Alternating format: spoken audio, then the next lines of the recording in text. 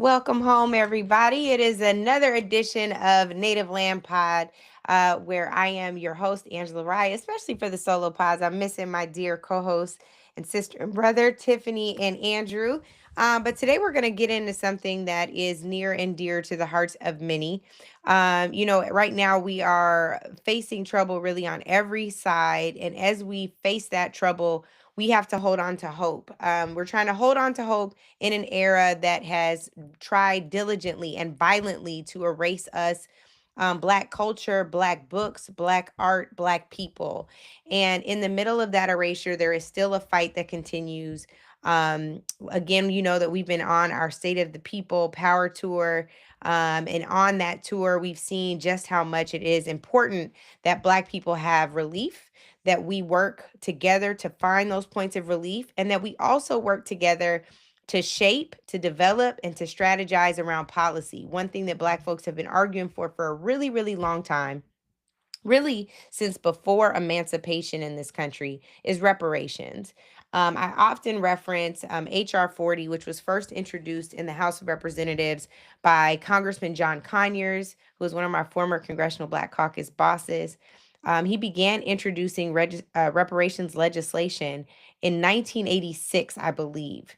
He introduced the first bill, and he would introduce that reparations bill that just called for the study of reparations every single Congress. And then when Congressman Conyers passed away, Congresswoman Sheila Jackson Lee from Houston, Texas, picked up that mantle. And when Congresswoman Jackson Lee passed away, Congresswoman Ayanna Pressley has now picked up that mantle. But there's also some folks who are doing this work every single day in the streets, in the halls of state legislatures, at the city level, and that also includes faith leaders. So today I'm thrilled to present to you all pastor. His name is Reverend Dr. Robert Richard Allen Turner. And for the AMEs among us, y'all understand that Richard Allen in the middle means a lot, and the Robert Turner at the ends, on the front end, at the end, is making history himself. So let's bring Robert Richard Allen Turner to the stage, to the podcast stage. How you doing, Pastor? Hey, I'm all right. Just trying to recover. Yes. So I'm high energy. He is not. And let's tell the people why you're not. You have taken a long journey in the fight for reparations, engaging in a practice that many of us are familiar with, but don't always implement ourselves. You have taken the time to walk for reparations 33 times. You have walked over 1,400 miles for reparations, and I want to know why. What is the point of that protest, and why do you see that as your most effective effort to get reparations across the finish line nationally? Well, first, thank you, dear sister Angela, for having me on your show. I've been a huge fan of your work for a long time. I am now the day after my walk, and I have done it, as you say, 33 times. And the reason being, as a good clergy colleague friend of mine, William Lamar, calls it the prophetic ministry and witness that we see so pronounced in the Old Testament, where people of faith exercise their faith and become a witness by walking, by marching. We saw it first and foremost when the Israelites marched out of Egypt and they got reparations on their way out. We saw it also before the Battle of Jericho when Joshua led the Israelites around the walls of Jericho. It's something said when you can participate in God's divine plan of liberation by showing your testament. It's almost like a military march, but we're not doing the physical fighting. We're showing by our marching that we are believing that God is doing it. So they also more or less like pilgrimages as well for me because it's a time for spiritual and renewal and repair. As I become a public witness to this nation on her need to repent and to repair from the worst forms of enslavement and the worst forms of Jim Crow and the worst forms of white supremacy that this world has seen. So for the listener, you've walked or marched 33 times. Where was the first march held? It was same spot. I start every March from Carroll Park in Baltimore, Maryland. On it's Route One, but it's also Washington Boulevard. And just ironically enough, John Carroll Park is named for John Carroll, who was an enslaver. And in fact, the park where I start was the site of his plantation. You know, who would have thought, which is now a public park in Baltimore, Maryland. And I've done actually 32 of these walks from Baltimore to the White House. One of my 33 is from Selma to Montgomery, the same route that Dr. King took. That's actually 54 miles. Mm. Dr. King did it in 5 days. I didn't have enough good sense. I did it in 20 hours, and that almost killed me. The back roads of Alabama. I mean, pitch. I started at 3 a.m. in the morning. I took a 4 hour break to go speak at a rally in Montgomery. Then had to drive back to where I stopped, and I didn't finish till like 3 the next day. Mm. So yeah, that was a lot. I started 3:26 a.m. in the morning, finished at 3 a.m. the next day. Um, and but the other walks, the other 32 have been from Baltimore to the White House, and now the last 2 or 3 walks I've done, I've ended at the Smithsonian to highlight joining the call from dear brother Otis Moss III in trying to encourage people to join the Smithsonian, the African American Smithsonian, also aka Blacksonian, to increase their membership numbers of black folks, to show the federal government, because I think right now their budget is 62% from the federal government. Which we're trying to help alleviate their reliance upon the federal government, to encourage folks to become individual members that range as low as $25 to $1,000. That's an easy call to action on this program. Make sure y'all join the Blacksonian so we can keep hope alive and the museum open, without being under threat. I want to ask you. So the distance from Carroll Park, Maryland, to the White House is how many miles? 42.9 to be exact. 42.9. And you call this like basically like a 40 for 40. So it's 40 Yep, miles for 40 acres. that's right. You got it. Okay. You got it. Okay. And so when you consider now that you're marching essentially out of Baltimore, Maryland, which is a power of like a power center for black folks, for black political power, for everything that, the city has meant to us in our history. And you're going into a bastion of white supremacist ideology and fascism now. Of course, you started these when Joe Biden was in office, but now this is meaning something very different. So you're essentially bringing the spirit of black political power into a place that is now compromised by fascism. How does it feel now to be walking under that type of oppressive energy, really? It's totally different. The energy is immensely different. My first walk on a Trump was literally the day of his inauguration. Dr. King's holiday, he had his inauguration on the same day. And going into D.C. with all these MAGA folks there, it was a lot to deal with. It was a lot to see, and it was first of all, I was freezing cold on Dr. King's holiday. And then all the MAGA folks were there, the Proud Boys, and I'm the only black man in the sea of all these folks. And then my phone battery dies, and because of the barricades, my escort could not accompany me. So I heard some of the worst vitriolic language you could ever imagine. Well, you probably could imagine, because you've been doing this thing for a while. That I could have ever imagined hearing in my life from white people, um, and just the whole setup now of DC. Like last night, my walk, I was at first unable to make it to the fence of the White House, because the president, since everything's been going on, I guess in California, his attack on immigrants, it's all barricaded off. Like it's his the White House is completely barricaded off. It looks like We're preparing for a martial law, Hmm. um, and just the vibe and the tone it's markedly different from when President Biden was in office. It's just not a good look. It looks very much so like a dictatorship. When I go to foreign countries and go to authoritarian places, to see how barricaded things are, it's just not what you would expect from what's supposed to be the freest country in the world. Yeah. Yeah, exactly. And yet we are living in this conundrum. I want to ask you too, Pastor. I know there's got to be some folks who are listening.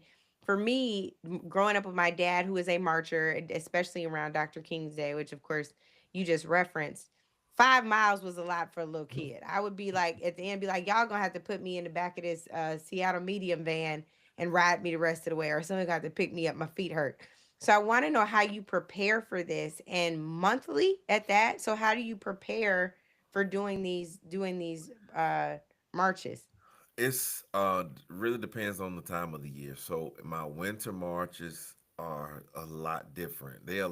My winter marches are a lot more dangerous because the weather here in Baltimore, such as Seattle, probably not as cold as Seattle, honestly, but it is dangerous. It's colder in Baltimore, Really? Maryland in the winter. Oh yes, I remember DC. There was a DC day I had, and I got back in my car. It said 18 degrees, and I said, "The Hmm. devil is a liar." It was so cold, it was burning. You understand? Ooh, Like yes. yeah, I don't understand that type of cold. I didn't come from that. Yeah, so when I'm preparing for a winter march, which is freezing, Yeah. and I'm from Alabama, if you can't tell by my accent, I'm from Tuskegee, Alabama. My parents married there at school, and I'm not built for this type of cold weather at all. And so my winter marches, I have to make sure that I layer up a lot, and I have to make sure that I eat a lot of food before my walks because you really need to pack on carbs the day before your walk. Um, and of course, try to rest my legs. But I'm not built for this. I'm 6'6", 202 many pounds, and my body is not built for these walks. It's just not. These are all labors of love. The winter walks, I don't have to eat as much, but I have to drink a lot more fluid. Like I had to drink a whole lot of fluid. You're saying your summer marches. Yes, I'm Yeah. sorry. Yeah, Hmm. my summer warm month marches, I have to make sure I stay hydrated because I've almost fallen out. But the problem is, the more you drink, obviously it has to come out. So when you're drinking a lot of water, you're going to have to stop like every 2 or 3 minutes. So my summer walks, although the weather is better, I have to stop a lot more frequently. Otherwise, I just don't drink and then have the risk of being dehydrated. But my winter walks, I tell folks, my summer walks are more painful because it's hot, get dizzy, you sweating, and then when you sweat, the salt in your sweat. When you wipe your sweat from your eyes, the salt literally, because you do it so much, it cuts your skin. Like my skin now is very sensitive, and it burns. And so, but when you're still sweating, it burns even more. My winter walks are dangerous because of ice and black ice and just all, people who can't they barely can drive in normal conditions, they drive even worse in winter conditions. And so just preparing for it is more of a mental preparation because both scenarios I get exhausted. Hmm. Both scenarios my body gets worn. The winter walks are worse because in some aspects because the my snow boots are not as comfortable as my warm weather shoes, like my own clouds, my Hokas that I wear. I have to actually buy snow boots to walk in, which Hmm. okay, the hiking style, but they're not as comfortable as my other shoes. You talked about it being dangerous. You got hit, like swiped by a car, right? Yeah, In the winter months. yeah. What About happened? four How did that times. happen? Actually, that happened in May, my May Oh, walk. Um, um, yeah, and then one of them was one by my own escorts. That's a whole other conversation. He's no longer my escort anymore. yeah, that doesn't Um, sound like he protecting and serving. that's does right. not does not sound safe. But Come on, friend. No texting and driving. How did that happen? I know, right?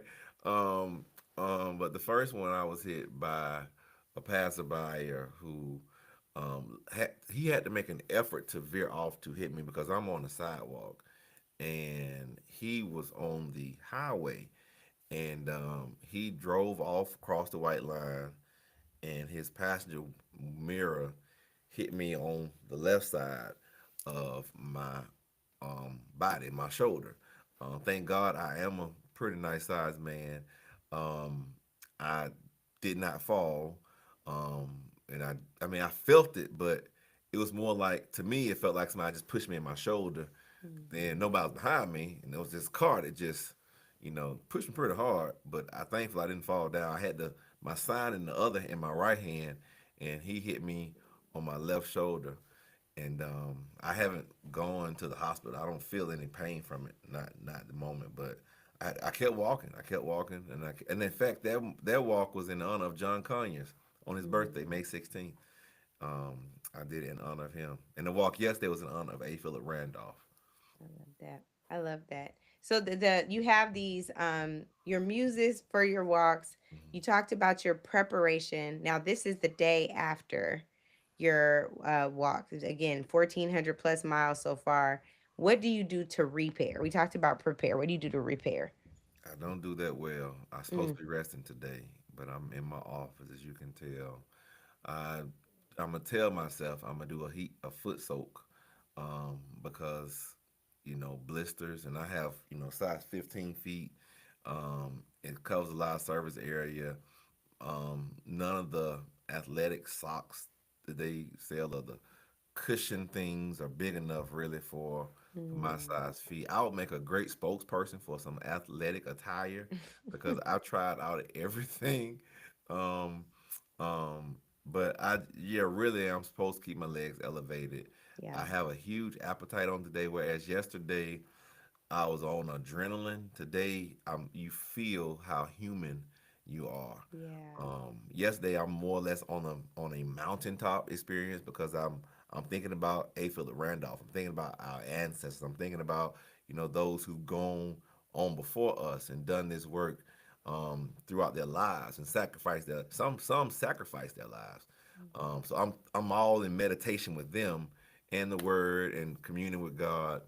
And today I'm back to being, human, fragile Robert, and I'm feeling every inch of it.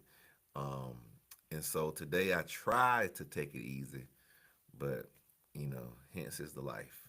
Yes, indeed. You talked about the ancestors. What is the motivating message for you from them when you think about the work they did to make life a little bit easier for us? What is kind of your core mission when you think about reflecting on the ancestors' contributions to our the betterment of our individual lives? For me, it contextualizes it a lot. It encourages me and also challenges me. It encourages me because it it shows that I'm one piece of a fabric in the continuation of the liberation of our people, right? And that this fight did not start with me. Um, would be nice, but don't think it'll end with me either. But it kind of joins me into this, not fraternity because it's males and females, but into this fabric of leaders who have worked tirelessly for the liberation of our people. So each month I find something, someone that I look up to, be it Freddie Hampton, be it Rosa Parks, be it Harriet Tubman, be it, of course, John Conyers, and I, A. Philip Randolph, that I can draw inspiration from. And at the time in their life, I also try to find people who did things that folks thought were impossible. Because right now, that's how folks feel about reparations. They feel, oh, it's impossible. So, A. Philip Randolph, first president of sleeping car porters, right? Also pushed President Roosevelt to integrate and to stop discriminating against federal contracts and government jobs. So all these folks, especially in Maryland area, who have federal jobs, you owe a debt to pay to A. Philip Randolph. integration of the military through Harry Truman. He fought for that. The chair of the 1963 March on Washington, where we know Dr. King, but we don't realize the organizers who put that together, who were responsible for the large crowds. Like everything this man did, people thought was impossible. And before the March on Washington, he organized 40,000 plus folks to be in the nation's capital arguing and protesting in 1943 or 45. And so just drawing upon their strength, um, it also humbles me too because these men and women are of very high renown and great accomplishment. And it just shows you as much as you think you're doing with more information, more technology, more access. I mean, they organized marches of hundreds of thousands of people with no internet, no social media, and folks showed up. Mhm. Um, Mhm. and so it challenges me to see how we can do more with more, as they did more with less. Yeah, yeah, that is so true. And I think one of the things that we know about our ancestors and their contributions is their collective sacrifice. And just recently, you committed to that same type of sacrifice with this march, this commitment you have to our folks to regularly engage. You were going to do this on Juneteenth, and you heard that we were doing not only the State of the People Power Tour, but that we were going to do a national assembly in Baltimore, and I reached out to our brother Jamal Bryant, and I was like, "Hey, we are trying to figure out where we're going to do this event." And he was like, "Shut up. Robert Turner just talked to me and is asking where you guys were going to be."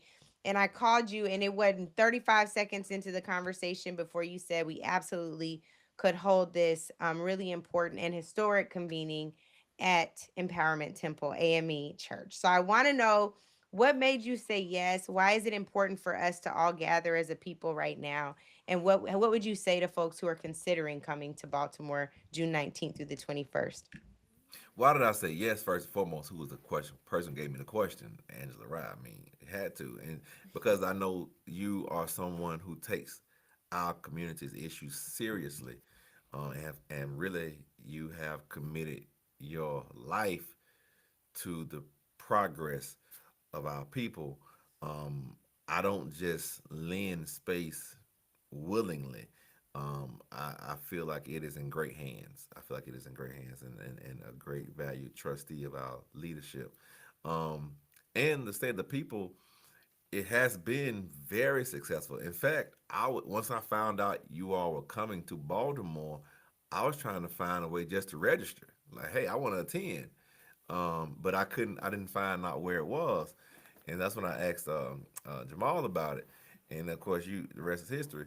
But I think it is vitally important today at this moment in time, that we as a people don't take any months, weeks, and definitely not years off. To my frustration, oftentimes we only speak political or get involved during election year, Mm. and that is at the request and to the benefit of elected candidates, people who seeking to be elected candidates. Um, Great for them, but my biggest frustration has been, what are we doing in the interim? Not midterm elections, not presidential elections, not even gubernatorial or mayoral or city council election, any municipal elections. But what are we doing for us to help keep us organized outside of a person's campaign? And so when I found out about the state of the people convenings that you were having throughout the state, throughout the country, in different states, I was I was like, about time. This is exactly what we need. And it's not sponsored by any, and I love our politicians. I love all of them. I think, well, not all of them, but I love the ones who are doing work for our people. Um, that's great when we have things with them. But I love the fact that this is autonomous from any political candidate. Now, they may come or whatever, but it's autonomous from them. But it's really about the people, and especially our people. And so I'm thrilled. I'm so thrilled. This is like the highlight of my year. And I know we're just 6 months in to be hosting it at the Empowerment Temple. We are so grateful, Pastor. For those of you who are at home watching and you have yet to register, I would say shame on you, but I'm going to spare my judgment and just give you the website. We're at stateoftheppl.com. You can also find our Black Papers policy initiative up on the site with tons of great resources. We'll have over 30 Black Papers when all is said and done. It is going to be a really, really great experience in Baltimore. I encourage y'all as pre-homework to watch Nation Time. It's a great documentary about the 1972 National Black Political Convention. It was created by Reverend Jackson and Amiri Baraka and Charles Diggs and many others. And speaking of Amiri Baraka, his son Raz Baraka is running in a primary today in New Jersey for governor. So in New Jersey, make sure you get out and vote. And I am standing between the pastor and the rest for his blistered feet. So we are going to let you go, Pastor, and I will see you I'll see you next week. I will see See you you next next week. week. Looking See you. forward to it. Same here. Same Thank here. you so much. Thank Y'all, you. this has been a great edition of the podcast. Make sure you join Pastor Turner on one of these reparation walks, at least for a mile or so he's not walking alone, especially when he's doing something for our collective advancement. Until next time, y'all, let's keep pushing towards freedom, fighting for what we know we deserve. And as always, welcome home. See you tomorrow. Native Land Pod is a production of iHeart Radio in partnership with Reason Choice Media. For more podcasts from iHeart Radio, visit the iHeart Radio app, Apple Podcasts, or wherever you listen to your favorite shows.